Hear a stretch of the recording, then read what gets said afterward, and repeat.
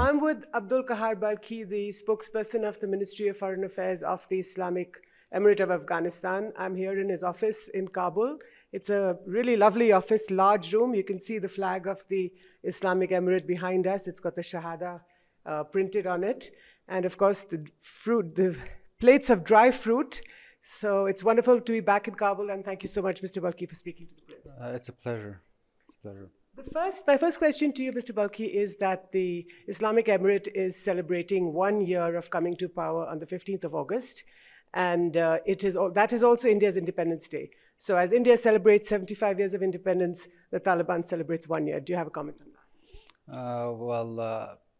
It's a very big coincidence for us to be celebrating our Independence Day on the same day. We congratulate India on their Independence Day, and we are also very glad and happy that Afghanistan has finally regained its sovereignty after 43 years of conflict, of which nearly 30 years has been foreign occupations, the recent one being the US occupation of our country. But do you feel that the conflict is fully over, but because there still seems a lot of fear on the streets of Kabul? The conflict is over. There is and always will be in human societies criminal elements and criminal syndicates that try to disturb the peace. But we as the government of Afghanistan will continue our efforts in order to neutralize those threats. I have two questions to you on the situation, on the civil situation. The first is that the killing of the Al-Qaeda chief Ayman al-Zawahiri in Kabul less than a fortnight ago. Now, what was he doing here in Kabul, and what's your reaction to that? The government of Afghanistan has made its position very clear, which is that the leadership did not and was not aware of either Mr. Zawahiri's arrival nor his presence in Kabul.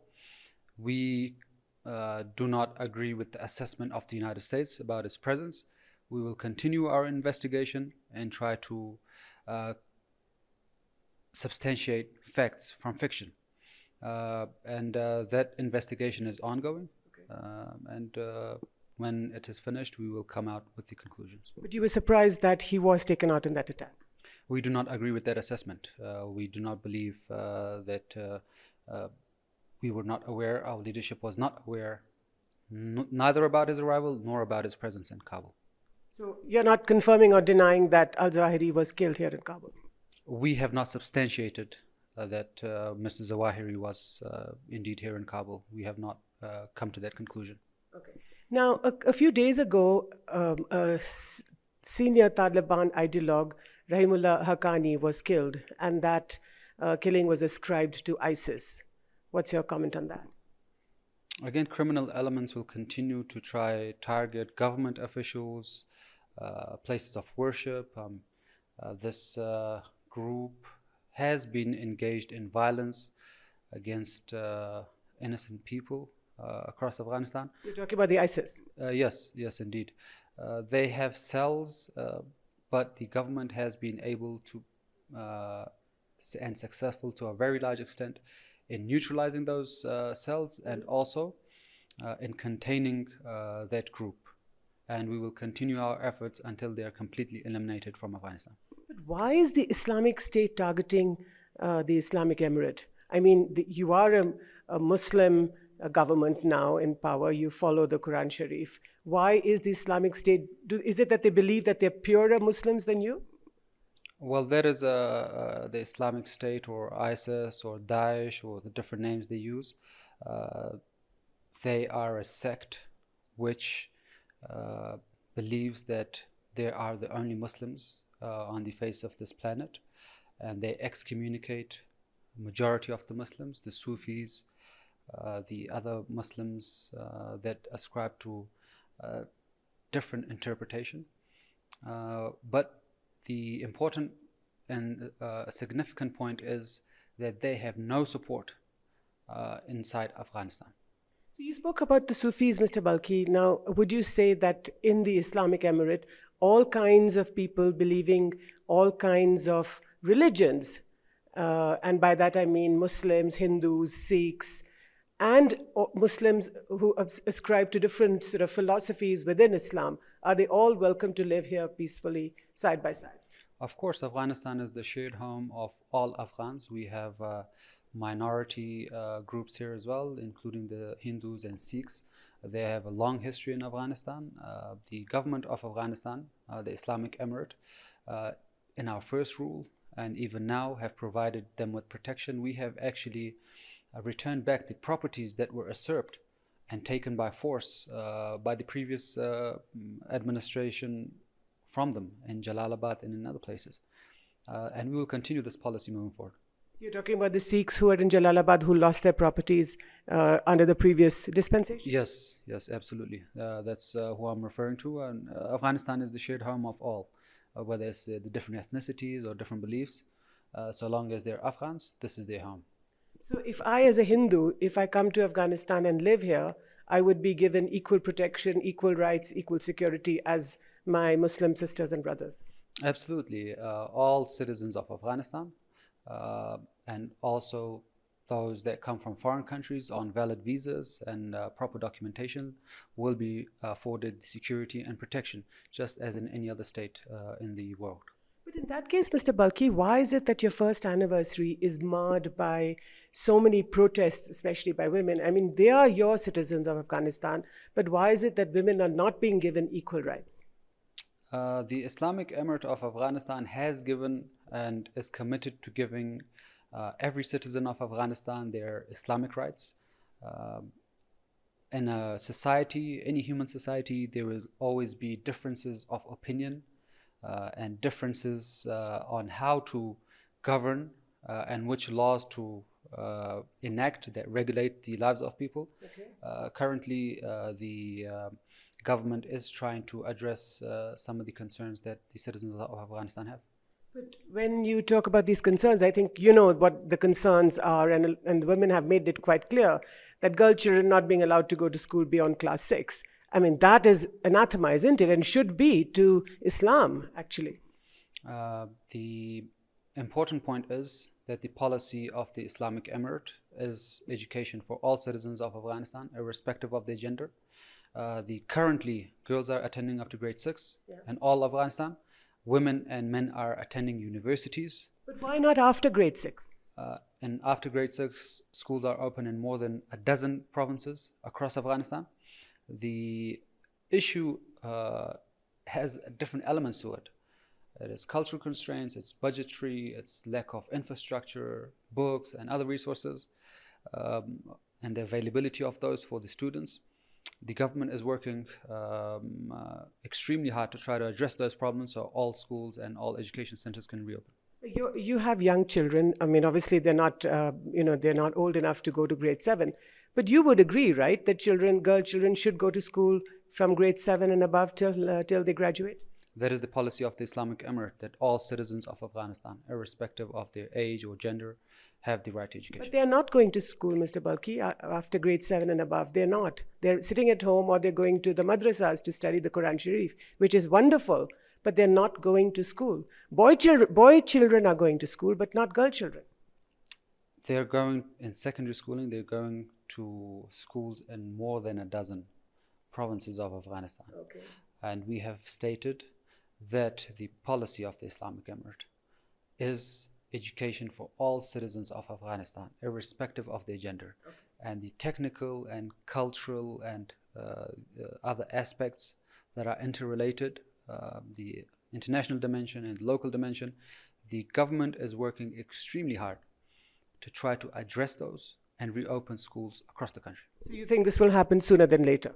The policy, that is the important aspect. The policy is education for all citizens of Afghanistan. Now, you know that less than 24 hours ago, there was a protest right here in the heart of Kabul, not far from your office in the Ministry of Foreign Affairs. When women were protesting, a handful of women, 35 or 40 women were protesting. Actually, they were not protesting freedoms, but food, work, the right to work. And the Taliban guards fired in the air. Now, is that a way to disperse your own citizens? The protests, according to the laws of Afghanistan, have to be the protests have to be coordinated with the Ministry of Justice and Ministry of Interior in order for us to provide protection for those protests to take place. These were protests that were unsanctioned, that were not allowed. There was no coordination with the government. Yes, we do acknowledge that our security needs to be trained better on how to handle such spontaneous protests that do erupt. But overall, again, the most important thing is that no one was hurt and the crowds were controlled, and no unfortunate incident took place that could have ruined lives and threatened the lives of ordinary citizens of Afghanistan. Now, I hear a lot of reports, especially outside Kabul in the provinces, where Taliban guards are instilling fear into young women, calling them to the police station, saying you're walking without a mehram, which is a family male escort. But actually, the young girls haven't done anything wrong. And these young girls have spoken to me and have experienced their feelings of fear and helplessness. How would your government address that? Again, I'm not going to argue with you whether the reports or the individuals that have relayed to you their experiences. I'm not going to challenge that, but the policy of the government of Afghanistan is that no men or women, they will not be stopped for leaving their homes. So I do not believe that such incidents have taken place, but even if they have, again, this is a human society. And we've gone through 43 years of conflict. If such incidents have indeed taken place, the best approach for those individuals is to approach the relevant ministries, the relevant police stations, and register their cases of abuse or otherwise, and let the government address those in a very professional and responsible manner. So you do accept that they could have taken place, but that they will be addressed by the government in a responsible and professional manner, and that you would apologize for this on behalf of these Taliban guards who could have done something like that. Again, this is a human society. This is a nation of 40 million people. There will be and there will continue to be incidents. The responsibility of the government is to hold individuals accountable for violating the laws of this country, and we will continue in our pursuit to better the governance structure and provide security and protection to our citizens. So let me just go back to last year, 1 year ago, when the Taliban walked into Kabul without firing a shot. Were you surprised that you walked into the city and the Ashraf Ghani government fled without as much as looking back to its own people? The events developed in a manner that were surprising for everyone. Including for you? For all parties. But again, what is critical and vital is that it was managed in a manner that there was no looting, there was no destruction, there was no bloodshed. And that is one of the significant achievements that we believe the government of Afghanistan, the current government, on how they handled and managed developments on such a large scale, unprecedented in the history of not only Afghanistan, but in the history of humanity. So why do you think Ashraf Ghani left? He was the president of the Islamic Republic. I mean, that is a question that he can best answer. I'm not, don't have the information. No, the reason I'm asking is because along with him, there were other citizens of Afghanistan who left. According to UNHCR, more than 650,000 Afghans have fled Afghanistan over the last 1 year. Several hundreds are seeking asylum. Why are Afghans leaving the country? This is a developing country. This is not a problem only for Afghanistan. This is a problem that is prevalent in the entire region, in our neighboring countries and in our regional countries. Human beings have a tendency to seek greener pastures. But the government has made it very clear that this is the shared home of all Afghans. The lives and honor and dignity of every Afghan is protected, and they are urged to return back to their country and contribute to the development of it. You are urging them to return home and contribute to Afghanistan's development. we are urging all Afghans to return back to their country and contribute to the development and prosperity of this country. Yes. And they have nothing to fear for when they come home. It's not like they will be, imprisoned or treated badly or. No, there is an idea that is being pushed by certain actors. However, it holds no truth to it. The government, after announcing the general amnesty, has integrated 500,000 civil servants from the previous administration into the new workforce of the government of Afghanistan. So there is no reason for anyone to believe or think that they will be excluded from contributing to Afghanistan. The fact that former President Hamid Karzai and the former chief of the Reconciliation Commission, Dr. Abdullah, the fact that they have stayed on, the two senior leaders of the former government stayed on in Kabul, what does that mean to you? It's not only Mr. Karzai and Abdullah that have stayed behind, but there's a lot of high-profile figures from the previous administration that stayed, and the new commission created by the government for the return of some of these figures, known figures. It currently, in the few months that it has begun its work, more than 100 individuals have returned. So this is an ongoing process, and again, the government of Afghanistan will continue to urge Afghans to return to their country and contribute to its development. But I think people who return or who have stayed indeed feel that they may not, once they leave the country, they may not be allowed to come back, or they can't go abroad, they can't travel abroad. So can you assure people, say for example, Dr. Abdullah and President Karzai, that that they will be allowed to travel back and forth, and this is their home, they will come back home? Mr. Abdullah did leave Afghanistan, went to India to visit his family, and then he returned. Yes. And it is the right of every Afghan citizen, the freedom of movement. All human beings are born free, so long as they possess the proper documentation, and the country that they're going to allows and issues visas to them. Our government does not have any problems with their movement. So my question to you, you talked about India. Now you have stated just very recently, in fact, about 24 hours ago, that you welcome the fact that India is upgrading its mission in Kabul. It was a very small technical mission, and now other diplomats are also joining. So what does this mean to you, that India, although India doesn't recognize the Islamic Emirate, but it is upgrading its mission?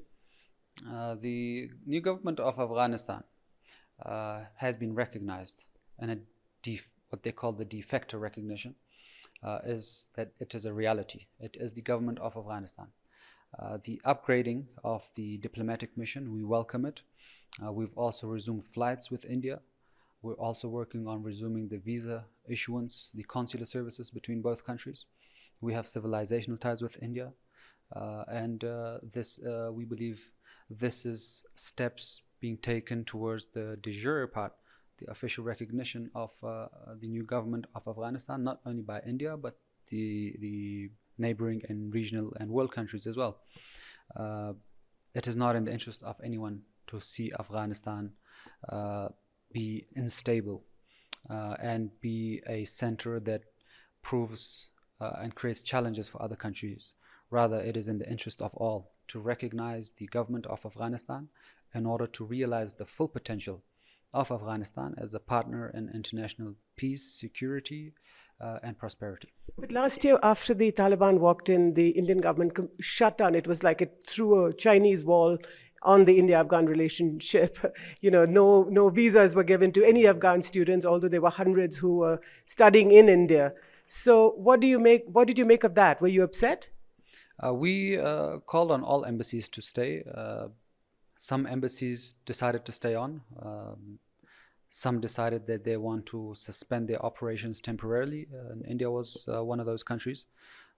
They said that we need some time to reassess our approach towards Afghanistan. And we gave them a safe passage and provided them security and protection to leave. And we, again, welcomed their return.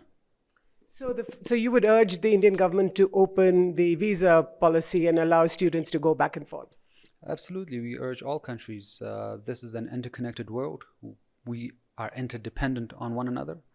And consular services and diplomatic relations are some of the most basic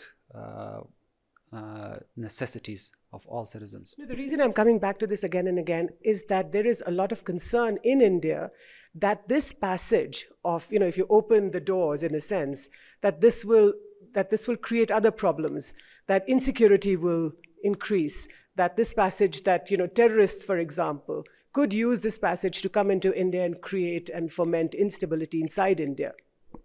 There are a lot of checks and balances and also a lot of security protocols when it comes to the issuance of passports or visas, not only by Afghanistan, but also when it comes to India.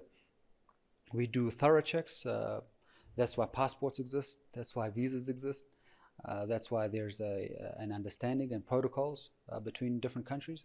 I do not believe that this fear is warranted. It holds no basis and it's irrational. And that other countries could use Afghanistan's soil to create instability and perhaps foment terrorism in India.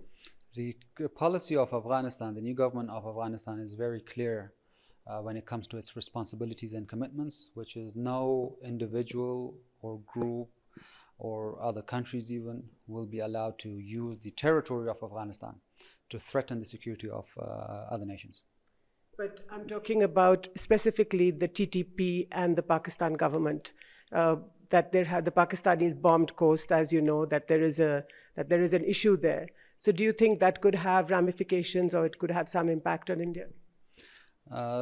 These incidents happen everywhere, but the government of Afghanistan has mediated talks between the TTP and the Pakistani government, and it just goes to show that the commitments that the government of Afghanistan makes, that it takes practical steps in implementing those commitments. Mr. Balki, I would like to thank you so much